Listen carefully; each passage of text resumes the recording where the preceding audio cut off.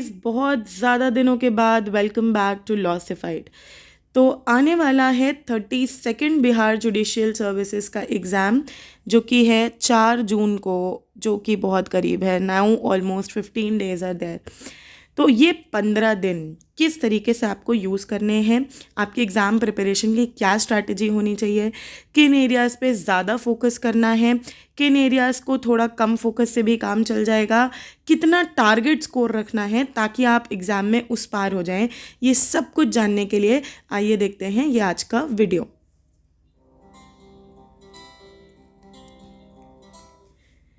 तो भाई देखो, फर्स्ट थिंग फर्स्ट कर लेते हैं। कभी भी जब भी तैयारी से आपका मन उठे, सबसे पहले नज़र डालिएगा वैकेंसियों पर। 155 वैकेंसी है। हालांकि बिहार एक बड़ा स्टेट है, लेकिन फिर भी this is a good number of vacancies that you can target. So chances अगर आपको आपके ब्राइट लगते हैं, नहीं लगते हैं, तो हमेशा वैकेंसी पे नज़र डालिए, देखिए कि कितनी सीट्स हैं और फील करिए कि बस यार इसमें से तो एक सीट मेरी है ही है। तो सबसे पहले ये टारगेट करना है कि ये 155 लोगों में से एक नंबर तो मेरा होगा ही होगा।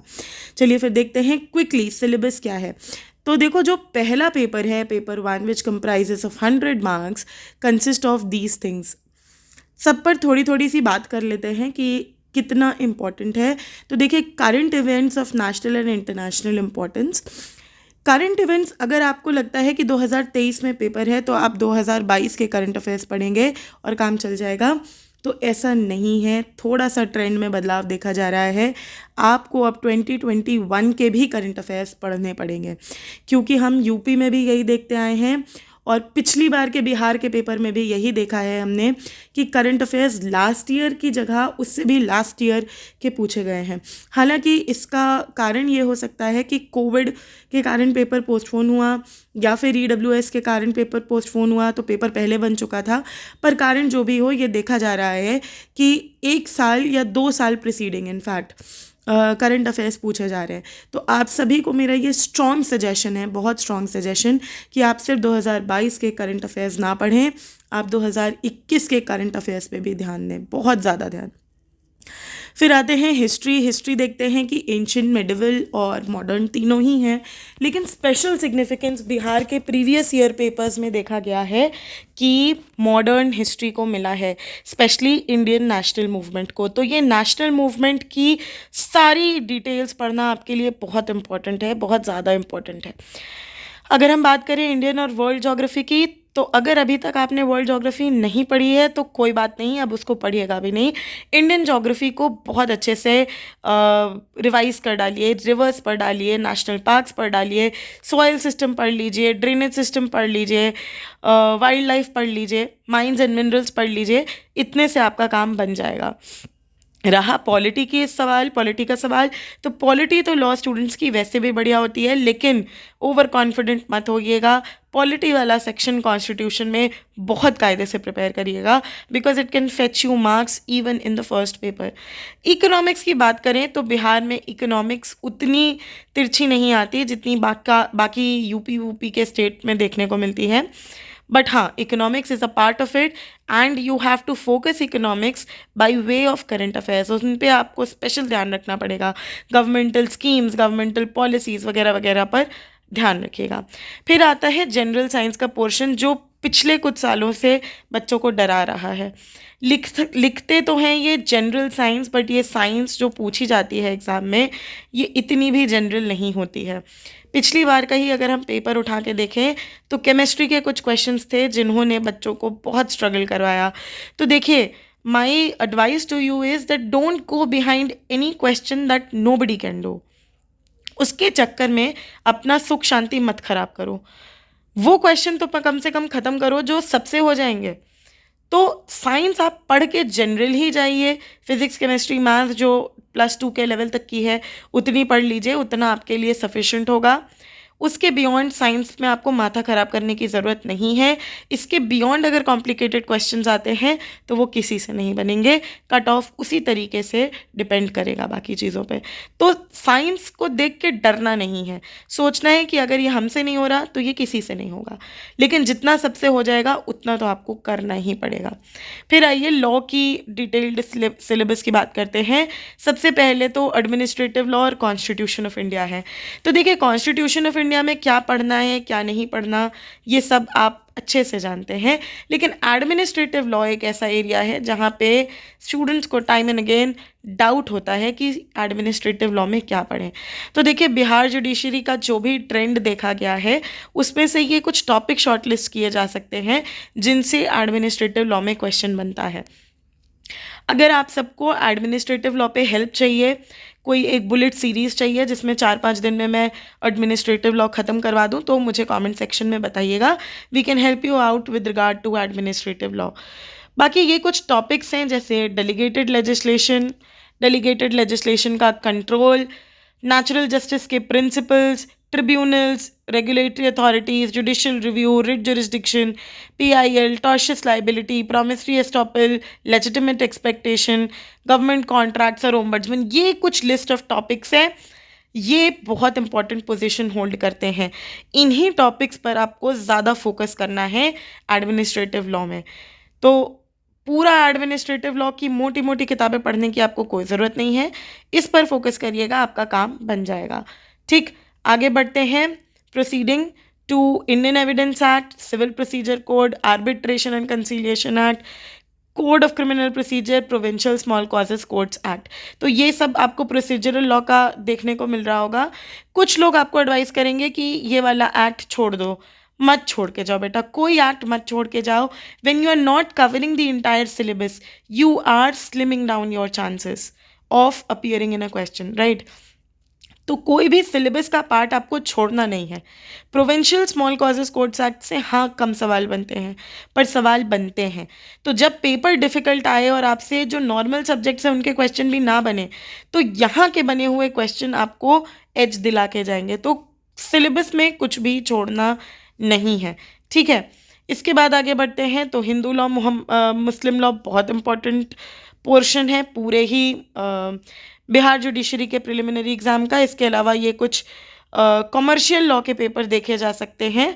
Sales of goods, negotiable instrument, company law, partnership act, इनके कुछ बेसिक्स हैं, कुछ बेसिक प्रोविजंस हैं जो बार बार पूछे जा रहे हैं। अगर आपको एडमिनिस्ट्रेटिव लॉ की तरह ही कॉमर्शियल लॉ में भी हेल्प चाहिए हो तो प्लीज़ कमेंट सेक्शन में बताएं, हम आपकी मदद करने की पूरी कोशिश करेंगे, राइट। आगे बढ़ते हुए अब हम बात करते हैं कि इन 15 दिनों को यूज़ कैसे करना है। तो देखिए आप अपने 15 दिनों को 3 हिस्सों में डिवाइड करिए, पहले 5 दिन, बीच के 5 दिन, उसके बाद के 5 दिन। और ये जो पहले 5 दिन हैं इसमें आपको 3 हिस्से लगाने हैं 4-4 घंटे के। अब अगर ये मैंने 4-4 घंटे लिखा है तो आप कहेंगे क्या हम मैम 12 ही घंटे पढ़ें? नहीं, अगर आप 16 घंटे पढ़ सकते हैं तो आप 16 घंटे पढ़ें, लेकिन ये जो बफर टाइम है इसको आप इन्हीं 3 हिस्सों में बांटिएगा। लॉ, जनरल नॉलेज और करंट अफेयर्स, ये 3 एरियाज़ में आपको बांटना है। करंट अफेयर्स एक्चुअली में सबसे लीस्ट पढ़ा हुआ पोर्शन होता है, बिकॉज वो हम नया नया जब पेपर अनाउंस होता है तब पढ़ना शुरू करते हैं। तो करंट अफेयर्स को एंड तक समय देना बहुत इम्पॉर्टेंट है। अब देखिए ये जो पहले 5 दिन हैं इनमें आपको करना क्या है, जो कुछ भी आप अपने सिलेबस में छोड़ चुके हैं या फिर कोई ऐसे एरियाज़ हैं जिनमें आप कम कॉन्फिडेंट फील कर रहे हैं, जैसे मान लीजिए कंपनी लॉ में आप कम कॉन्फिडेंट हैं या सोगा में आप कम कॉन्फिडेंट हैं, तो ये 5 दिन आपको उन एरियाज़ पे फोकस करना है। या आपको लगता है कि आपको कांग्रेस सेशंस अच्छे से नहीं याद हैं या फिर आपको न्यूज़पेपर्स और उनके एडिटर्स नहीं याद हैं, इस तरीके से आपको अपने वीक एरियाज़ आइडेंटिफाई करने हैं और इन 5 दिनों में, शुरू के 5 दिनों में आपको ख़त्म करने हैं वो वीक एरियाज़, पढ़ के एकदम ख़त्म।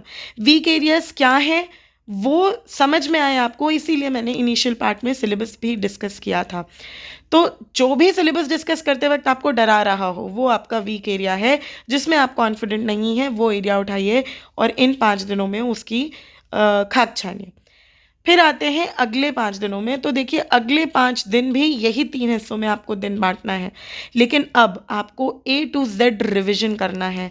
सबसे इम्पोर्टेंट चीज़ देखिए आपको पता होनी चाहिए कि आपको अपनी सोर्सेज़ को लिमिट करना है। मतलब अगर अभी तक आपने एक सब्जेक्ट X बुक से पढ़ा था, तो अब इन 5 दिनों में आपको वो Y बुक से पढ़ने की कोई ज़रूरत नहीं है। आप X बुक से ही भले ही 20 बार पढ़िए, लेकिन बुक मत चेंज करिए। सोर्सेज़ लिमिट करिए और हर चीज़ को कोर्स की 5 दिनों में रिवाइज़ करने की कोशिश करिए। Revision is the key to prelims. I am saying it again that revision is the key to prelims. अगर आप रिविज़न नहीं करते हैं, तो आपकी बहुत अच्छी तैयारी भी आपको प्रिलिमिनरी में पार नहीं लगा पाएगी। तो ये 5 दिन हर वो चीज़ जो आपको आती भी है और जो नहीं भी आती है, उन सबको आपको रिवाइज़ करना है, राइट? फिर हम आते हैं लास्ट 5 डेज़ की बात करते हैं। तो देखिए पढ़ाई लिखाई छोड़ दीजिए, ये टाइम है आपका कॉन्फिडेंट फील करने का, राइट? तो अब इसमें आप क्या करेंगे कि क्वेश्चन बैंक्स निकालेंगे। आप अभी तक अपनी प्रिपरेशन में क्या कर रहे थे, आपने कभी ना कभी कोई ना कोई MCQ तो लगाया ही होगा, तो वो सारे MCQs को आप निकालिए। देखिए अब आपसे क्या हो रहा है, क्या नहीं हो रहा है। जिन वैरायटी के क्वेश्चंस आपसे नहीं बन रहे हैं, उन वैरायटी के क्वेश्चंस पे आप ध्यान दीजिए और वही वही एरिया पढ़िए। तो अब आप जो भी करेंगे वो आप सिर्फ क्वेश्चन के बेसिस पे करेंगे। मैं ये बात फिर रिपीट करूँगी कि एक आदमी क्वेश्चन सॉल्व करके जितना पढ़ सकता है कम टाइम में, उतना वो किसी और तरीके से नहीं पढ़ सकता है, उतना वेरिड वो किसी तरीके से नहीं पढ़ सकता है। तो सारे पास्ट ईयर पेपर्स उठाइए, जितने भी क्वेश्चन बैंक्स आपने अभी तक किए हैं, टेस्ट सीरीज़ ली हैं, वो सब करके सॉल्व करिए।